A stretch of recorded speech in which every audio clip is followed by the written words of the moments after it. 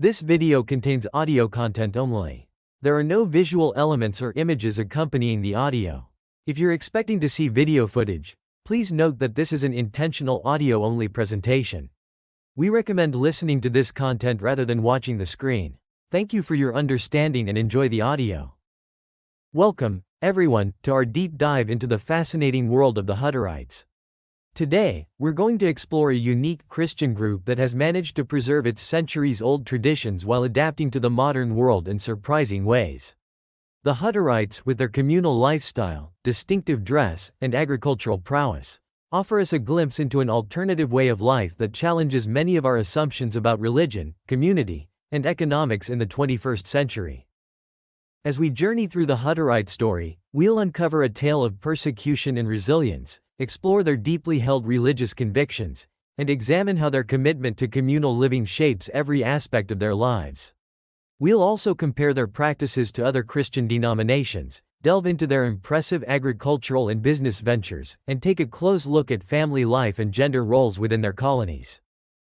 But the Hutterite story isn't just about an isolated religious group maintaining its traditions. It's also about how these communities interact with and contribute to the wider world around them. We'll explore the significant economic impact Hutterite colonies have on local communities and how they navigate the delicate balance between preserving their way of life and engaging with the outside world. So, whether you're a history buff, a student of religion, or simply curious about different ways of life, I invite you to join me on this journey into the world of the Hutterites. You might be surprised by what we discover. Let's begin with the origins and history of the Hutterites. The story of the Hutterites is one of persecution, migration, and unwavering faith. It all began in the tumultuous period of the Protestant Reformation in 16th-century Europe. In 1528, a group of Anabaptists in Moravia, led by Jakob Hutter, formed a community based on the principle of communal living.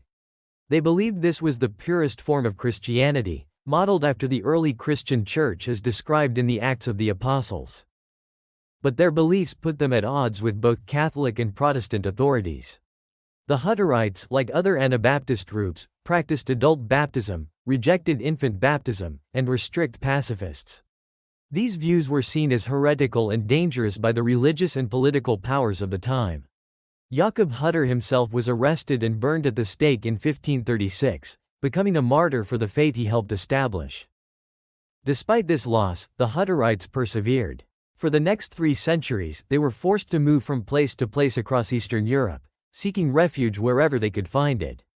They lived in Moravia, Slovakia, Transylvania, and eventually Russia, always maintaining their faith and communal way of life in the face of persecution.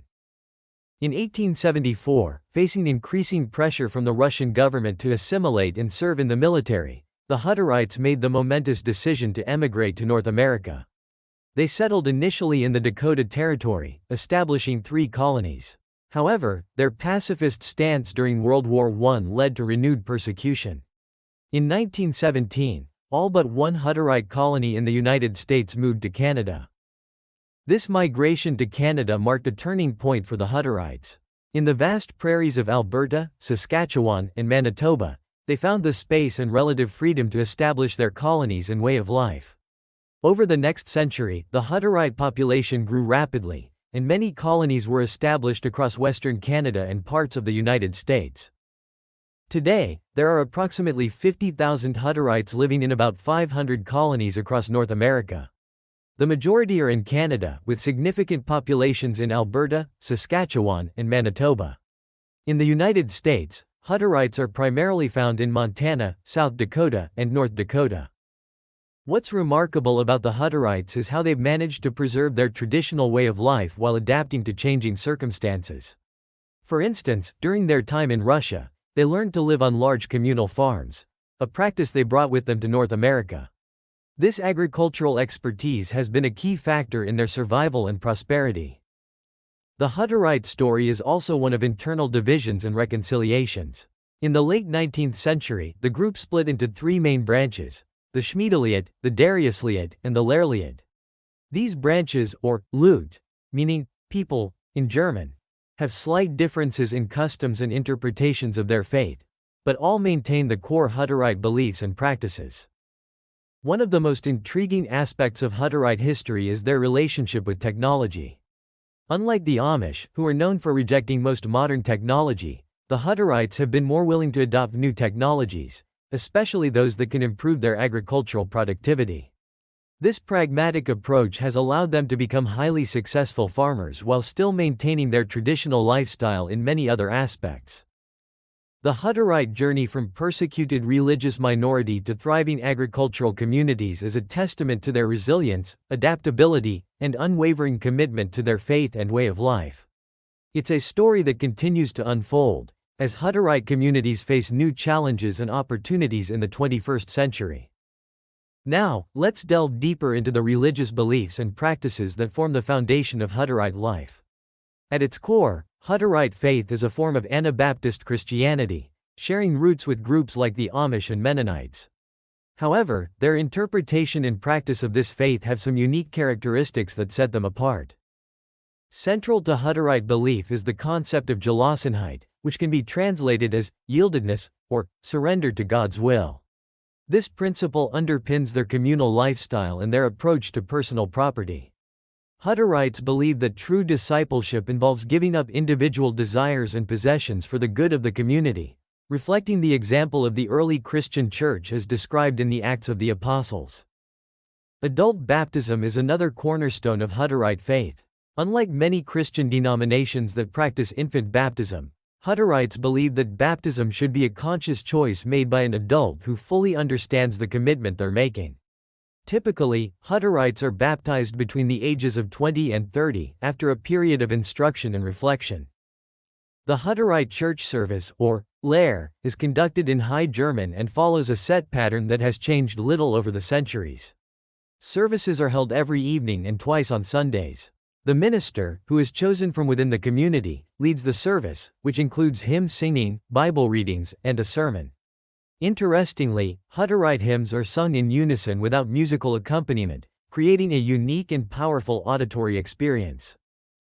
Pacifism is another fundamental tenet of Hutterite faith.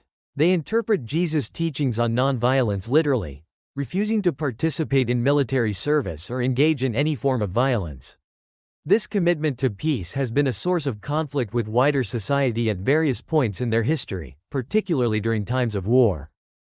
The Hutterite approach to education is also shaped by their religious beliefs.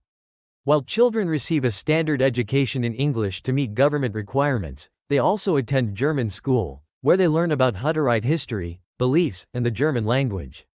This dual education system helps to preserve their cultural and religious identity while equipping young Hutterites with the skills needed to interact with the outside world.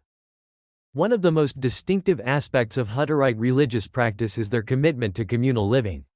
They interpret biblical passages like Acts chapter 2 verses 44 to 45. All the believers were together and had everything in common. They sold property and possessions to give to anyone who had need, as a call to share all possessions and live in community. This isn't just an economic arrangement, but a spiritual practice that they believe brings them closer to God and to each other. Hutterites also have a unique approach to leadership within their communities. Each colony has a preacher who serves as the spiritual leader, but important decisions are made collectively by baptized male members of the community. This system of governance reflects their belief in the priesthood of all believers and their commitment to communal decision-making. Despite their separation from mainstream society, Hutterites do engage in some forms of outreach. Many colonies welcome visitors and some even offer tours, seeing this as an opportunity to share their faith and way of life with others.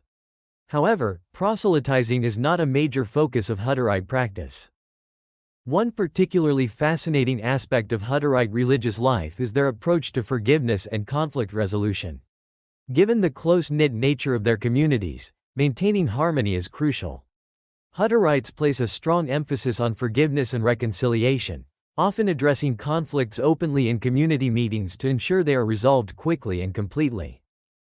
The Hutterite faith also has a strong eschatological element. They believe in the imminent return of Christ and the establishment of God's kingdom on earth. This belief informs their daily lives, encouraging them to live in a state of constant readiness and to focus on spiritual matters rather than worldly concerns. It's important to note that while Hutterite religious beliefs have remained remarkably consistent over the centuries, there are ongoing discussions and debates within the community about how to apply these beliefs in the modern world. Some colonies are more traditional, while others are more open to engagement with outside society. This tension between tradition and adaptation is a constant theme in Hutterite life. The Hutterite faith, with its emphasis on communal living, pacifism, and separation from the world, offers a unique expression of Christianity that challenges many contemporary assumptions about religion and society. Whether one agrees with their interpretations or not, their commitment to living out their beliefs in all aspects of life is undeniably impressive. Now, let's explore one of the most distinctive aspects of Hutterite life: their system of communal living and economics. This isn't just a lifestyle choice for Hutterites, it's a fundamental expression of their religious beliefs and a cornerstone of their identity. At the heart of the Hutterite economic system is the principle of common ownership. Everything in a Hutterite colony, from the land and buildings to the farming equipment and household goods, is owned collectively by the community. There is no concept of private property beyond a few personal items. This system is based on their interpretation of Acts chapter 4 verse 32, which describes the early Christian church. All the believers were one in heart and mind. No one claimed that any of their possessions was their own, but they shared everything they had. In practice, this means that Hutterites don't receive individual salaries or wages. Instead, the colony provides for all the needs of its members. Food, housing, healthcare, education, all are provided by the community. When a Hutterite needs something, whether it's a new pair of shoes or a piece of furniture, they simply ask the colony manager, who will provide it if it's deemed necessary. This system extends to the way work is organized in Hutterite colonies. Every member has a role to play in the community, based on their skills and the needs of the colony. Men typically work in agriculture or in the colony's businesses, while women are responsible for cooking, cleaning, sewing, and childcare. Young people are assigned various tasks as part of their education and preparation for adult roles in the community. One of the most fascinating aspects of this system is how it has adapted to modern economic realities.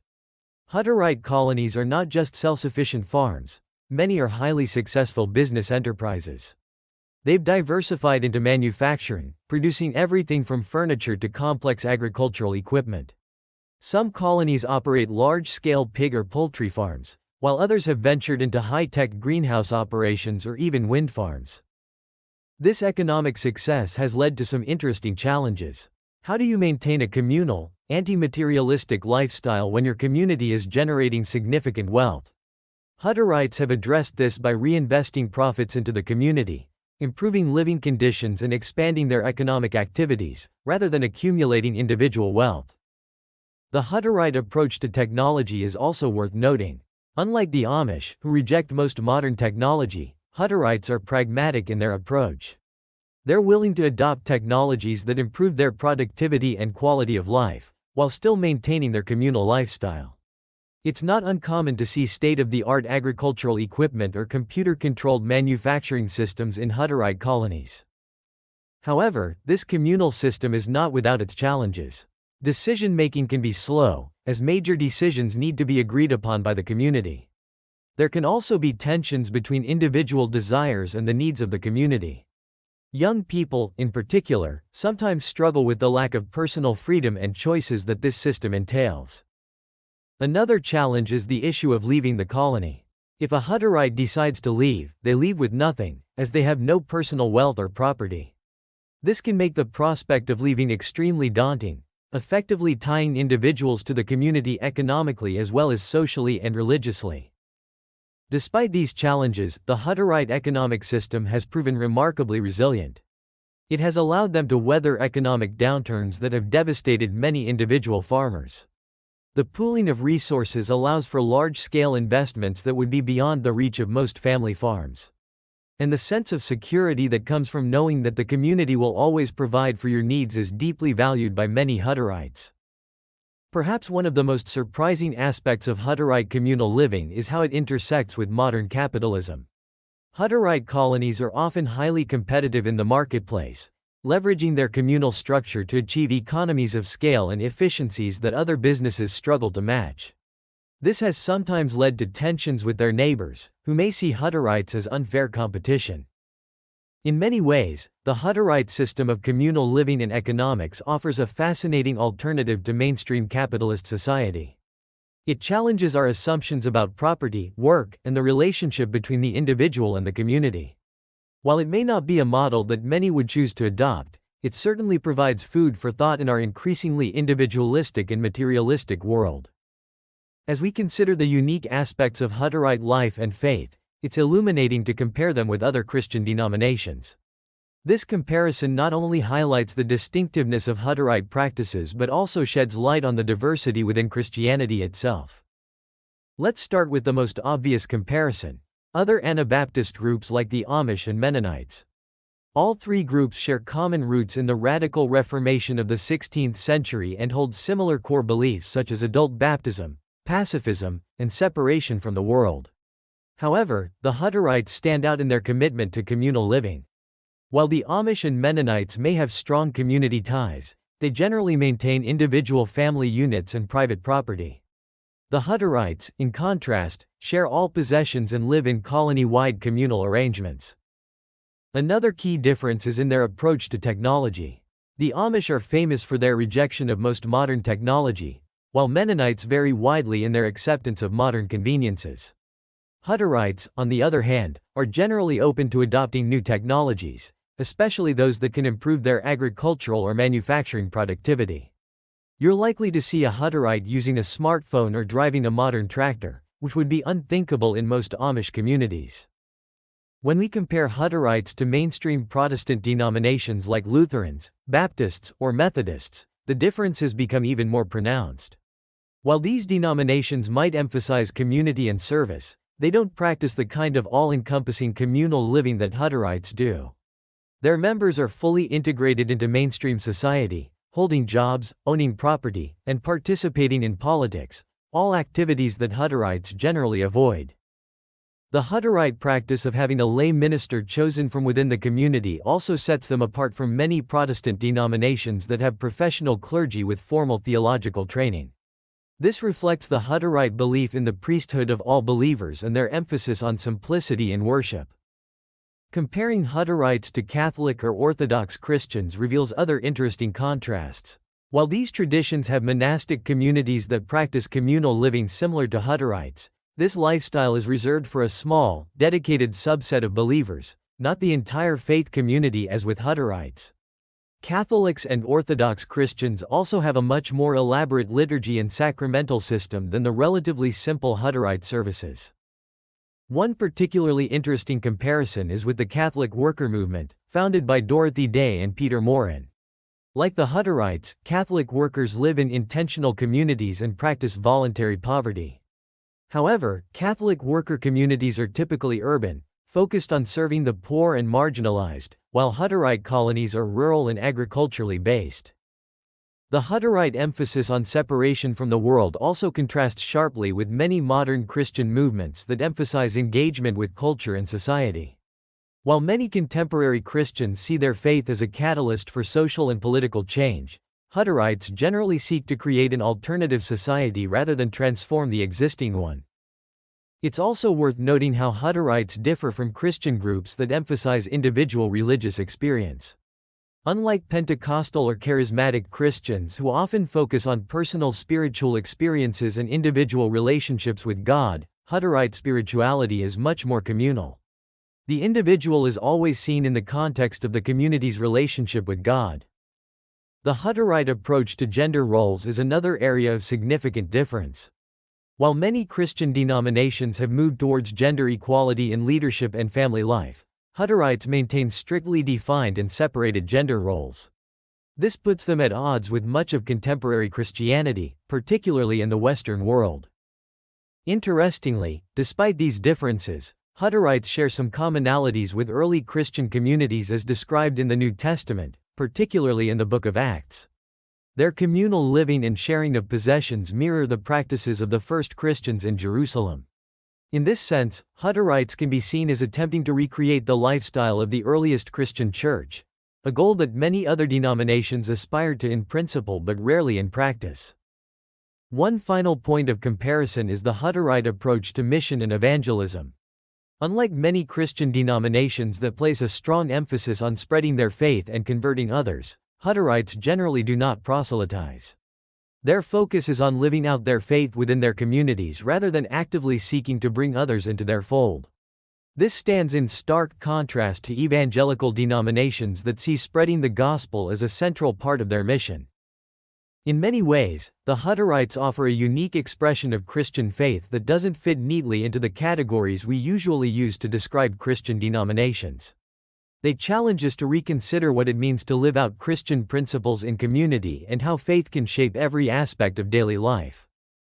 Now, let's turn our attention to one of the most impressive aspects of Hutterite life: their agricultural and business practices. The Hutterites have earned a reputation as some of the most efficient and productive farmers in North America, and their business acumen extends well beyond the fields. Hutterite colonies typically operate as large-scale, diversified farms. A single colony might manage thousands of acres of cropland, large herds of livestock, and several auxiliary businesses. This scale allows them to achieve efficiencies that would be difficult for individual family farms to match. One of the keys to Hutterite agricultural success is their willingness to embrace modern farming technologies. While they maintain a traditional lifestyle in many respects, Hutterites are often early adopters of new agricultural innovations. It's not uncommon to see state-of-the-art irrigation systems, GPS-guided tractors, or computer-controlled feeding systems on Hutterite farms. For example, in the pig farming sector, Hutterites are major players. In some regions, they produce a significant percentage of the total pork output. Their large, efficiently managed barns use advanced systems for climate control, feeding, and waste management. Similarly, in poultry production, Hutterite colonies often operate large-scale operations with tens of thousands of birds. But perhaps the most fascinating aspect of Hutterite agriculture is their approach to sustainable farming. Long before it became fashionable, many Hutterite colonies were practicing crop rotation, composting, and other environmentally friendly farming techniques. This isn't just about being green. It's a practical approach that helps maintain soil health and productivity over the long term. Hutterite farms are also known for their diversity.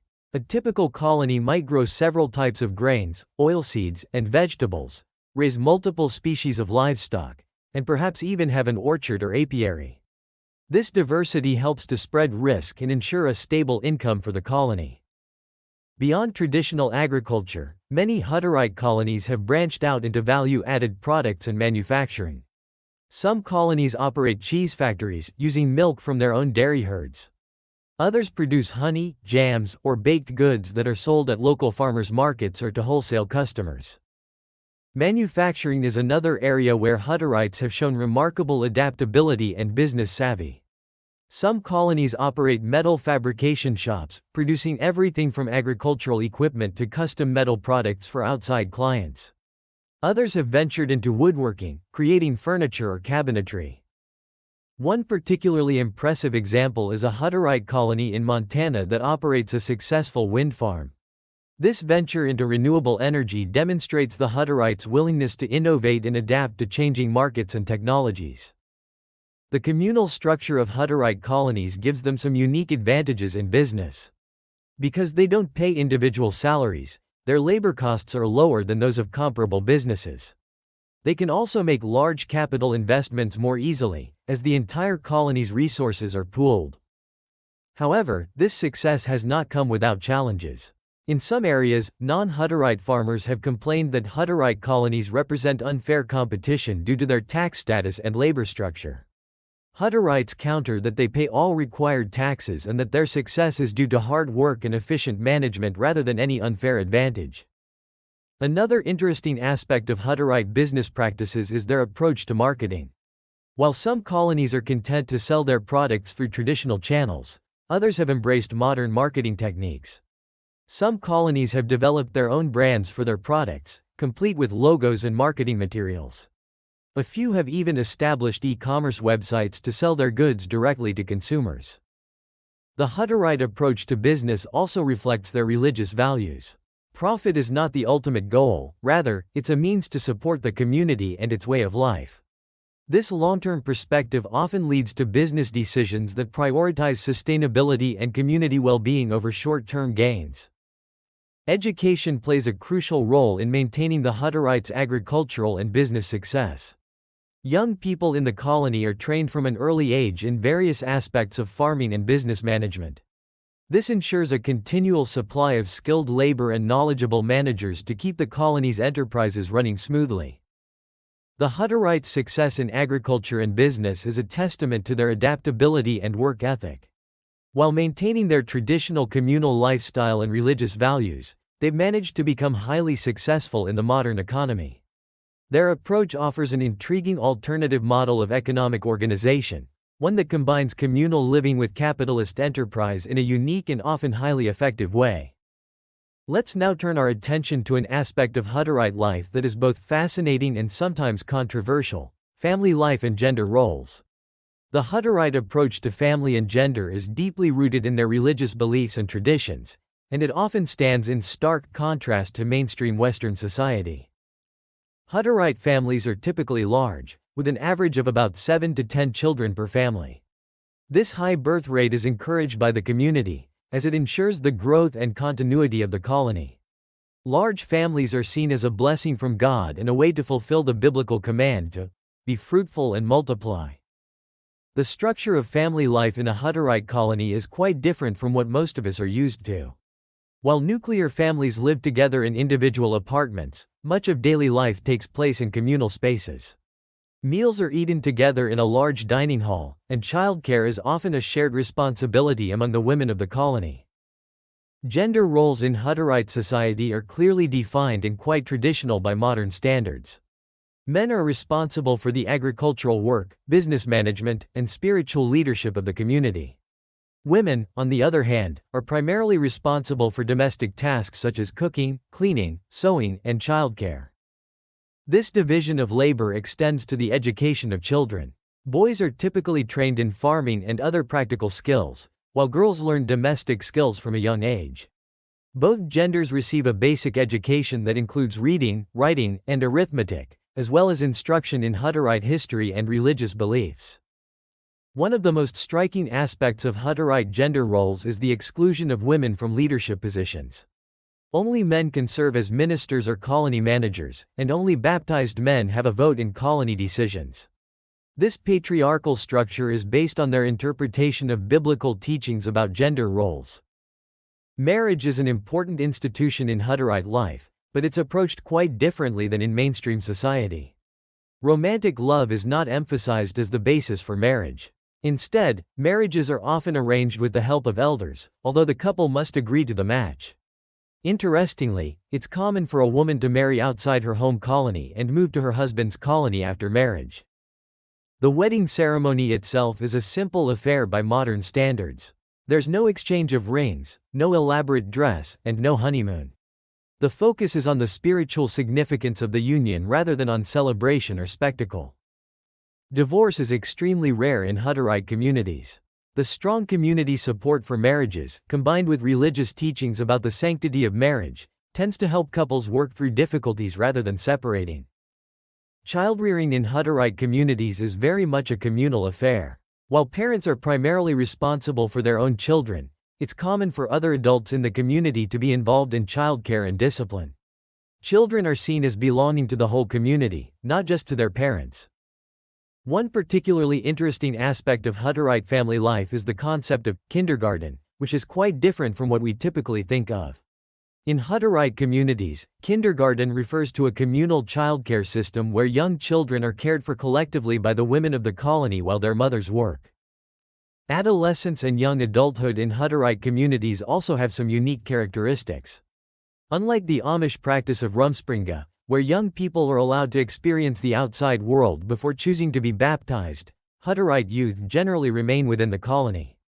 However, there is often a period in the late teens and early 20s where young people have some freedom to socialize and even explore the possibility of leaving the colony if they wish. The role of the elderly in Hutterite communities is also worth noting. Unlike in many Western societies where the elderly are often marginalized, in Hutterite colonies, older members are deeply respected and cared for within the community. It's rare for a Hutterite to be sent to a nursing home. Instead, they're cared for by their family and the wider community. While these traditional gender roles and family structures may seem restrictive to outsiders, many Hutterites find deep satisfaction and meaning in them. They see these roles as part of their religious duty and as essential to the functioning of their community. However, it would be misleading to suggest that there are no challenges or changes occurring in Hutterite family life and gender roles. As younger generations are exposed to outside influences through education and technology, some are beginning to question these traditional structures. Some colonies are seeing increased rates of young people choosing to leave, often citing restrictions on personal freedom, particularly for women. Additionally, some Hutterite women are pushing for more education and expanded roles within the community.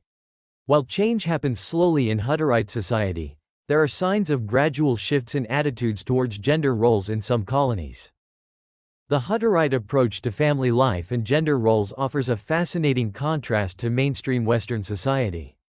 While it may seem outdated or even oppressive to some, it's important to understand these practices in the context of Hutterite religious beliefs and communal lifestyle. Their system has allowed them to maintain strong families and communities for centuries, even as they face the challenges of the modern world. Finally, let's explore the significant contributions Hutterite colonies make to local economies and communities. Despite their separation from mainstream society in many ways, Hutterites have become important economic players in many rural areas of North America. One of the most direct economic impacts of Hutterite colonies is their role as major agricultural producers. In some regions, Hutterite colonies account for a significant percentage of total agricultural output. For example, in certain parts of Canada, Hutterite colonies produce the majority of the region's eggs and pork. This large-scale production contributes significantly to local food security and helps keep food prices stable. Hutterite colonies are also important customers for local businesses. They purchase large quantities of agricultural supplies, equipment, and other goods. This spending provides a steady income for many businesses in rural areas that might otherwise struggle to find customers. For instance, a farm equipment dealer in a small town might rely heavily on sales to nearby Hutterite colonies to stay in business. Beyond agriculture, many Hutterite colonies operate manufacturing businesses that produce goods for the wider market. These businesses often fill important niches in local supply chains. For example, a Hutterite-run metal fabrication shop might produce specialized parts for local manufacturers or custom equipment for area farmers. Hutterite colonies also contribute to local economies through their participation in farmers' markets and other direct-to-consumer sales. Many colonies sell fresh produce, baked goods, and handicrafts at local markets. These high-quality, locally produced goods are popular with consumers and help to support vibrant local food systems.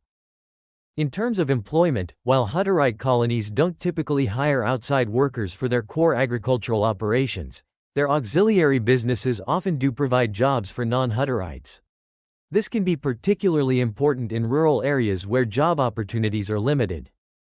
The tax contributions of Hutterite colonies are another significant economic factor.